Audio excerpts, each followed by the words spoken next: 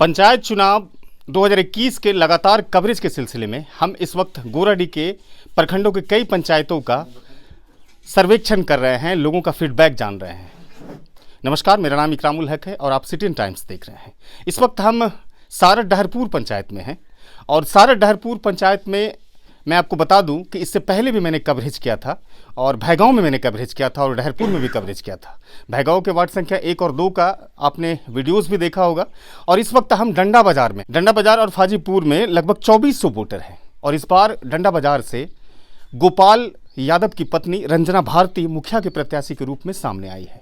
हालांकि निर्वाचन आयोग की तरफ से 15 नवंबर को निर्धारित की गई है वोटिंग की तिथि और 15 नवंबर को ये फाइनल हो जाएगा कि डहरपुर सारठ पंचायत में मुखिया के रूप में कौन विजेता बने हैं। ये चौपाल आप तस्वीरों में देख सकते हैं। ये चौपाल यहाँ पर लगा हुआ है गोपाल यादव के, कहा जा सकता है कि एक बंगला है, बंगले पर ही अपने समर्थकों के साथ बातचीत वो कर रहे हैं और चुनाव की रणनीति पर चर्चा कर रहे हैं। हम शुरुआत करेंगे डहरपुर के रहने वाले कयूम साहब के साथ में आज के डहरपुर सारठ पंचायत का जो वास्तविक मुद्दा है इस बार के चुनाव में, वो क्या मुद्दा होगा। हम उस पर भी जाएंगे कि मुखिया के कार्य कहाँ किस प्रकार से हुए हैं और किस प्रकार से नहीं हुए। कयूम साहब, इस बार जो चुनाव हो रहा है 15 नवंबर को डहरपुर सारठ पंचायत का, किस तरह से चुनाव होगा और मुद्दा क्या होगा इस पंचायत के लोगों का? मेरा जो मुद्दा है डहरपुर सारठ पंचायत का, तो मुद्दा मुझे साफ दिखाई दे रहा है। एक तो गोपाल यादव की जो पत्नी है, तो उनका सबसे मेन मुद्दा है कि एकदम क्लियर तरीके से 12 आना से 14 आना आदमी जो इनके पक्ष में है और ये साफ दिखाई दे रहा है। जो हमारे प्रतिनिधि हैं उनका भी कहना है कि गोपाल यादव 1 नंबर पर हैं और 1 नंबर पर रहेंगे और ये मुखिया बनने से इनको कोई नहीं रोक सकता है। आप समर्थक के तौर पर ये बात कर रहे हैं। मैं आपसे पंचायत के नागरिक होने के नाते पूछता हूँ कि यहाँ पर जो डेवलपमेंट के कार्य हुए हैं मधु चौधरी के नेतृत्व में, क्या वो संतोषजनक रहे हैं या नहीं रहे हैं? जी, संतोषजनक नहीं रहे हैं। नहीं। गोपाल यादव की पत्नी का रंजना भारती प्रत्याशी के रूप में सामने है और वो चुनाव जीतती है, तो इस पंचायत के डेवलपमेंट को आगे वो किस तरह से लेके जाएंगे, क्या है उसका विजन? ये तो अभी मैं नहीं बता सकता, इसलिए कि हर प्रतिनिधि अभी जो इलेक्शन का टाइम है, चुनाव का टाइम है, हर प्रतिनिधि बोलता है कि मैं ये करूँगा वो करूँगा। अभी कुछ नहीं, जब तक हमारे प्रतिनिधि का कामयाब हो जाता है और जनता में कामयाब इनको कर देती है, तो ये बाद में बताएगा, खुद जनता बताएगी। जी, एक शख्स है। ये बताइए कि 5 वर्षों का जो लेखा जोखा विकास का यहाँ रहा है वो कितना संतोषप्रद रहा है? तो यहाँ पर तो बहुत कम है, डंडा बाजार में बहुत कम है। इस बार प्रत्याशी है रंजना भारती, गोपाल यादव की पत्नी। गोपाल यादव कहते हैं ज़मीन से जुड़े हुए नेता हैं और समाज सेवी भी हैं।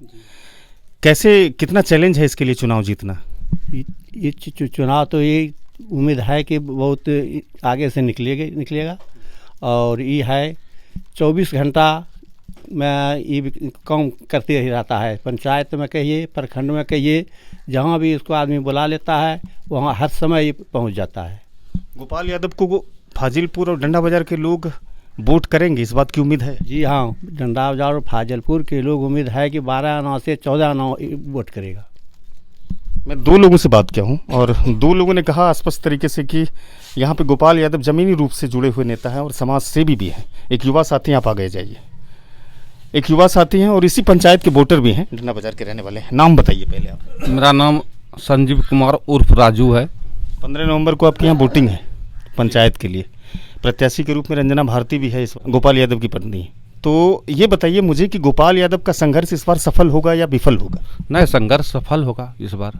दूसरी बात, संघर्ष इसलिए सफल होगा कि हमारे जो वर्तमान मुखिया थे मधु चौधरी, मनरेगा में लूट किया, गाय सेट में 50% कमीशन लिया, प्रमाणित में हमारे गांव में कम से कम 20, 25, 50 गाय सेट बने हैं। उसमें 40 से 50, 60% तो लाभुक को 1,20,000 का योजना था, जिसमें मात्र 30,000 रुपया मिला है। 30,000 रुपया और शेष पैसा कमीशन में चल गया। चाहे PRS लूटे, मुखिया लूटे, ये मुखिया का दायित्व बनता है कि PRS क्यों लूट रहा है। हमारे पंचायत का गमन हुआ है इसलिए उसको वोट अबरी बार इस पंचायत के जनता जितना भी है उसको देने के लिए नहीं जा रहा है। कहीं ना कहीं आप भ्रष्टाचार से परेशान हैं। हम पूरे परेशान है भ्रष्टाचार से। पूरे पशु शेड- लाइट जितना भी लगा हुआ है, जितना भी पोल में सब लाइट मुखिया जी खराब हुआ, खुल के गया, वो लाइट दुरहुआ नहीं लगा, वो लाइट दुरहुआ नहीं लगा। एक लाइट का कीमत कितना हो सकता है? 3,000 4,000 रुपया, 20,000 10,000 का एस्टिमेट बना है एक लाइट का। एक लाइट का। वो कहाँ गया पैसा? वो कहाँ गया पैसा? यानी कमीशन खोरी से 5 वर्ष भरा रहा है। पूरा कमीशन खोरी। हर एक गांव में एक एक आदमी से आप पूछ सकते हैं मुखिया जी के बारे में, जो कि उसका कोई भी काम, जैसे कि हम लोग को गाय सेट हम लोग लिए हैं, हम लोग गाय सेट बना है 3 साल पूर्व, पैसा मिला है इधर, हम लोग को पता नहीं था पैसा का। हम लोग मामला को पीओ साहब को बोले, जब हम लोग देखे मोबाइल पे तो पीओ साहब को जाके बोले, तब उस चीज़ का उजागर हुआ। अच्छा, हमको ये बताइए कि पशु सेठ की तो ये हालत है, प्रधानमंत्री आवास की क्या व्यवस्था है और किस तरह की हालत रही है 5 वर्ष? प्रधानमंत्री आवास की व्यवस्था, प्रधानमंत्री आवास मुखिया जी जो ने कमीशन लेता है, 20,000 रुपया लेता है पर घर 20,000, 20,000, तभी आवास पारित होता है। तभी आवास पारित होता है। मुखिया जी जो ने वो प्रतिनिधि है, तो ये सब भ्रष्टाचार है। इस बार डंडा बाजार और फाजिलपुर के लोग बदलाव की लहर को तेज करने में, बदलाव की लहर है, डायरेक्ट बदलाव की लहर है। बदलाव हो गए। हाँ, जो संघर्षशील आदमी है हम लोग उसी को वोट देंगे। अच्छा, गोपाल यादव में क्या कुछ देखते हैं कि इस पंचायत को आगे लेके जाएंगे? स्पेशलाइज्ड क्या है उसका? गोपाल यादव हमारे गांव का आदमी है, डंडा बाजार का है, और गांव से भी मतलब न है, 24 घंटा खटने वाला आदमी है। 12 बजे रात में भी हम लोग फोन करेंगे, जनता कोई भी, हम करे या कोई भी जनता गरीब से गरीब हो, 12 बजे भी रात में फ़ोन करेंगे, आने के लिए तैयार है, चाहे पैदल आए, मोटरसाइकिल से आए, या जो व्यवस्था हो, हाजिरी देते हैं 24 घंटा। तो इसको 24 घंटा वर्क कहा जाए। और मेहनती आदमी हम लोग खुद नज़र से देखते हैं, पूरे पंचायत जनता, एक एक बच्चा गोपाल यादव को जनता। तो ये जुनून, ये जज्बा पूरे फाजिलपुर और डंडा बाजार के सभी युवाओं में, सभी वोटरों में है या केवल आप में? सभी युवाओं में है, सभी वोटरों में है ये जुनून, ये जज्बा पूरे युवाओं में, पूरे पंचायत के युवाओं में है। जी, आपसे बातचीत करने के लिए शुक्रिया। बाकी लोग भी हैं और उनसे हम बातचीत करेंगे। देखिए, ये बातें तो स्पष्ट है कि फाजिलपुर और डंडा बाजार के लोगों ने पूरी तरह से बदलाव की बयार को यहाँ पर लाना चाहते हैं, और जो वर्तमान में प्रत्याशी, जो वर्तमान में मुखिया हैं, उनके कार्य व्यवस्थाओं से ये लोग क्षुब्ध है। जैसा कि पशु सेठ के बारे में इन्होंने बताया कि पशु सेठ में तभी मिलता था, पशु सेठ तभी प्राप्त होता था जब एक मोटे तौर पर रिश्वत दी जाती थी। आमतौर पर ये देखा जाता है, हर पंचायत में ऐसी शिकायतें हैं। बाबा, कुछ बताइएगा चुनाव के बारे में। चुनाव आपके पंचायत में होने वाला है 15 नवंबर को, जी हाँ, है ना? जी हाँ, इस मर्तबा प्रत्याशी के रूप में रंजना भारती हैं, हाँ, गोपाल यादव की पत्नी है। पत्नी है। क्या होगा उसके लिए भविष्य 15 नवंबर को? 15 नंबर को जीतेगा, जिताएंगे हम लोग। जिताइएगा। जी हाँ। अच्छा अच्छा, कैसे जिताइएगा? केवल अकेले? वोट दे करके कि ये कर ले क्या, पूरा पंचायत वोट दे करके इसको जिताएंगे। मधु चौधरी के काम से संतुष्ट नहीं है? नहीं है, बदलाव आएगा। बदलाव आएगा। आप तो काफी वृद्ध हैं। हाँ, वृद्धा तो ही है। हाँ, वृद्ध है ना? गांव में कई पंचायतों चुनाव को देखा होगा आपने। हाँ, देखे, बहुत पंचायत को देखे हैं। क्या व्यवस्थाएं बदली कुछ 5 वर्षों में, 10 वर्षों में कुछ बदला हुआ? कुछ नहीं बदला है, वो जैसे चल रहा है वैसे चल रहा है। वैसे चल रहा है। जी जी, आप कुछ बोलेंगे चुनाव पर? कैसा चुनाव होने जा रहा है इस बार? चूंकि प्रत्याशी हैं इस मर्तबा रंजना भारती। ठीक होगा? हाँ, ठीक होगा। कैसे ठीक होगा? वोट से देंगे यार, कैसे ठीक होगा? दीजिएगा। हाँ, गोपाल यादव को वोट न दे करके नीरज भी हैं यहाँ पर, उसको वोट क्यों नहीं दे रहे हैं गोपाल यादव को? ये मेहनतिया आदमी मेहनत करता है, सब समाज में जुटा रहता है। हाँ, मोटे तौर पर गोपाल यादव के बारे में ये कहा जा रहा है कि ज़मीन से जुड़े हुए नेता हैं और काफ़ी मेहनती नेता हैं। प्रतिनिधि हैं, प्रत्याशी इनकी पत्नी है इस बार। थोड़ा आगे आ जाइए गोपाल जी। आप तो जिला परिषद भी रहे हैं, राष्ट्रीय जनता दल से भी जुड़े हुए रहे हैं और समाज सेवी भी हैं। मैंने आपके पंचायत के कई गांवों में जाकर के घूम के देखा है। ज़्यादातर लोग बोलते हैं कि आप बहुत ही सोशलिस्ट आदमी हैं। ये प्रेरणा कहाँ से मिली और मुखिया का चुनाव मैदान में उतारे अपनी पत्नी को?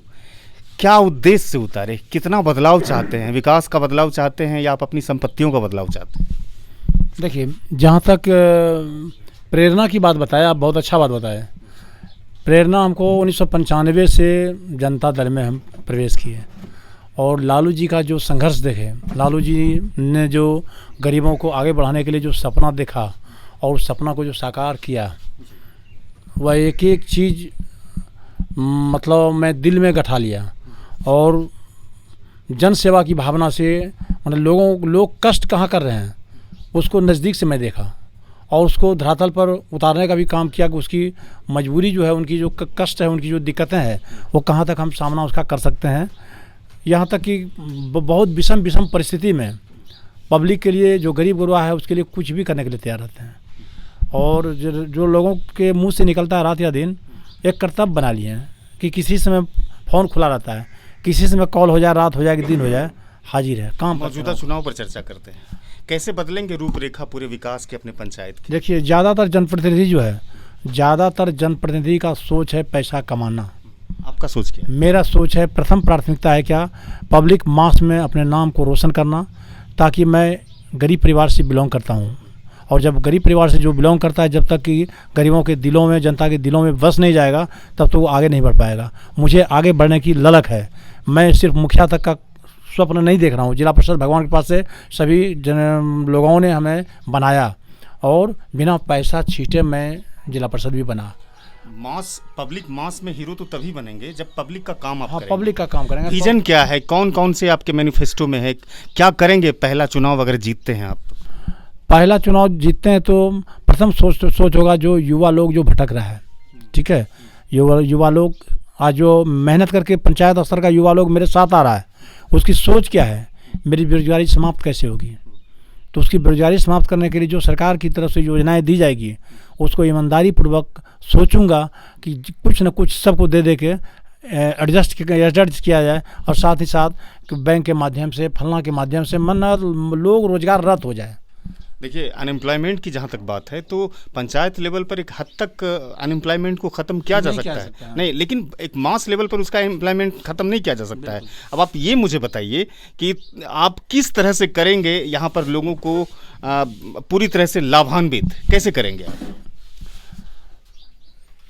देखिए, पंचायत के मुखिया को जितना वित्तीय पावर मिलता है, उस वित्तीय पावर से सबकी ललक ये नहीं है कि मुझे यही करना है, सबकी ललक है और उस ललक के मुताबिक से निश्चित रूप से उनका विकास किया जा सकता है। किसी को कुछ, किसी को कुछ, किसी को कहा जाए सरकारी सहायता जो सरकार की ओर से जो मिलेगा उसमें एडजस्ट करना, किसी को बैंक के माध्यम से, बैंक सेवा का एक जनप्रतिनिधि बनूंगा, निश्चित रूप से बैंक के मैनेजर हमें। पहले मूल समस्याओं का निवारण कैसे करेंगे? आपके पंचायत में बालिका उच्च विद्यालय है? बिल्कुल, आप बड़ा अच्छा बात बोले। सबसे पहले बालिका उच्च विद्यालय मेरे पंचायत में ही नहीं है, और बालिका उच्च विद्यालय निश्चित रूप से कम इस पंचायत में तो 2 बनना चाहिए, लेकिन पहला नंबर है कि 1 भी बन जाए। बालिका उच्च विद्यालय बनाऊंगा और उसके लिए जो भी करना पड़ेगा, मतलब हम लोग यहाँ से पटना तक का दौड़ करेंगे, ठीक है, और बालिका उच्च विद्यालय निश्चित रूप से बनाने का प्रयास करूँगा। साथ साथ क्रीड़ा क्षेत्र में जो खेल का मैदान की बात है, खेल की मैदान का दुर्भाग्य है कि मेरे पंचायत में मात्र एक सारद गाँव में खेल का मैदान है, जो कि पंचायत के अंतिम पश्चिमी छोर पर बसा हुआ है। खेल का मैदान कम से कम 1 और 2, जैसे डहरपुर कितना घनी आबादी का गांव है, डहरपुर है, डंडा बाजार है, दोस्तनी है, तो जहां सरकारी ज़मीन है वहां पर खेल का मैदान बनाने के लिए इसलिए प्रयास करना जरूरी होगा। यदि खेल का मैदान बनता है तो युवा का बहुत हद तक आ जाए कि दौड़ने धूपने का समस्या हल हो जाएगा। ग्रामीण इलाके में ज़्यादातर वृद्ध लोग जो निर्धन होते हैं, उनकी एक समस्या होती है, सामाजिक सुरक्षा जो पेंशन होती है वो कहीं ना कहीं वो बना हुआ नहीं होता है। आप ये बताइए मुझे कि उसकी व्यवस्था को आप कैसे दुरुस्त करेंगे? देखिए, जहाँ तक वृद्धा पेंशन की बात है, विकलांग पेंशन की बात है, तो अगर मैं चुनाव जीतता हूँ तो मैं संडे अपने यहाँ किसी को नहीं बुलाऊंगा, आ जाए अलग बात है। संडे चक्र के हिसाब से प्रत्येक गांव में जाऊंगा और वहीं पर निदान कर दूंगा, कहा कि वृद्ध व्यक्ति मेरे गांव आए, ये हम लोगों के लिए, जनप्रतिनिधि के लिए, कि मैं हमको उनके गांव जाना है। यानी पूरी पंचायत में हर बिल्कुल, गांव में भ्रमण करेंगे? हर नहीं चक्र, संडे मैं चक्र के हिसाब से प्रत्येक गाँव जाऊँगा। आज इस गाँव में संडे हो गया, शेड्यूल तैयार करेंगे ताकि कहा जाए वृद्ध लोग मेरे पास ना आवे, हम खुद उनके गांव में उनकी समस्या हल करने के लिए जाएंगे। आखिर में एक प्रश्न करना चाहूँगा, 7.5 के करीब वोटर हैं आपके पंचायत में, क्या कहेंगे वोटर्स को चैनल के माध्यम से? चैनल के माध्यम से मैं 7,500 वोटरों से आग्रह करूंगा कि आप सभी सोच समझ के जिस पर विश्वास हो, सही उम्मीदवार को चयन कीजिए। और यदि सही उम्मीदवार चयन करेंगे तो अमन चैन की ज़िंदगी आप जिएगा। जो आज नशाखोरी होता है, खुलेआम कोई कहीं नशाखोरी पी लिया, अलाप कसना शुरू कर दिया, वैसा ठोस जनप्रतिनिधि बनाए जो कि समाज में किसी को कोई कष्ट ना दे, कम से कम उनका फतवा उसको फतवा मान ले और समाज में जीने के लिए सबको समान अधिकार दे, वैसा माहौल तैयार कर देंगे। जीत को लेकर के कितना आश्वस्त? जीत के लिए हम करीब करीब आश्वस्त हैं। और जैसा मैं पब्लिक का माहौल देख रहा हूँ, बहुत खुश भी हूँ। और कार्यकर्ता की एक बैठक हम बुलाए थे अपने यहाँ, और कार्यकर्ता की जो बैठक बुलाए थे, आप सबों को, सभी कार्यकर्ता बैठे हैं, बताएंगे। हमको लगता है कम से कम 600 कार्यकर्ता की बैठक किए थे, शायद ऐसा किसी ने ऐसा बैठक नहीं किया था। मुखिया की अवधारणा है जब जीतते हैं वो, तो जिस क्षेत्र से वोट मिलता है उसी क्षेत्र में विकास करते हैं। आपकी सोच क्या है? मेरा स्वप्न है, इस चीज़ का नियम को मैं तोड़ूंगा, इसलिए तोड़ूंगा कि बुलंद चौधरी इस वार्ड में विकास का काम सिर्फ एक आपका सोलर लाइट दिया, बाकी किसी प्रकार का इस वार्ड में विकास का काम नहीं किया। बदले की भावना से मैं सबसे पहले उसी के गांव में विकास करूंगा। जी, बातचीत करने के लिए शुक्रिया, धन्यवाद। तो ये तमाम लोग थे और प्रत्याशी प्रतिनिधि भी थे। रंजना भारती के पति गोपाल यादव थे। इन्होंने स्पष्ट कहा कि जो एक मिथक बनी हुई है, जिस इलाके से वोट आता है मुखिया को, उसी इलाके में डेवलपमेंट करते हैं। हम ऐसी मिथ्या को तोड़ देंगे, जो भ्रम है वहाँ तोड़ देंगे। हम सभी क्षेत्रों में समान रूप से विकास करेंगे। और एक अच्छी चीज़ इन्होंने कहा कि मैं चूँकि ऑलरेडी पहले से सोशल एक्टिविस्ट के रूप में यहाँ काम कर चुका हूँ, इसलिए मुझे बहुत ज़्यादा समस्या के निवारण करने में, हल करने में बहुत ज़्यादा मेहनत करने की आवश्यकता नहीं है। और चुनावी मैनिफेस्टो के रूप में उन्होंने कहा कि बालिका उच्च विद्यालय का पहला निर्माण हमारा होगा कि हमारी कार्यकारिणी की बैठक में हम कोशिश करेंगे कि इसको पास कराएं और इस पंचायत में बालिका उच्च विद्यालय की स्थापना करें, उसका निर्माण करें। उसके अलावा इन्होंने ये कहा कि हम पूरे पंचायत में घूमकर उसका शेड्यूल बनाकर जनता दरबार छोटे स्तर पर लगाएंगे और जो लोगों की जो मूलभूत समस्या है उसके निवारण के लिए हर संभव कोशिश करेंगे। और ये निरंतर सेवाएं 5 वर्ष तक रहेगी अगर चुनाव जीतते हैं। ये देखने वाली बात होगी कि 15 नवंबर को क्या भविष्य तय होता है डहरपुर सारद पंचायत के सभी प्रत्याशियों की। इस वीडियो को यहीं पर रोकते हैं। हमारी इस बातचीत को अगर फेसबुक पर आप देख रहे हैं तो हमारे पेज को लाइक कीजिए, हमारी बातचीत को साझा कीजिए।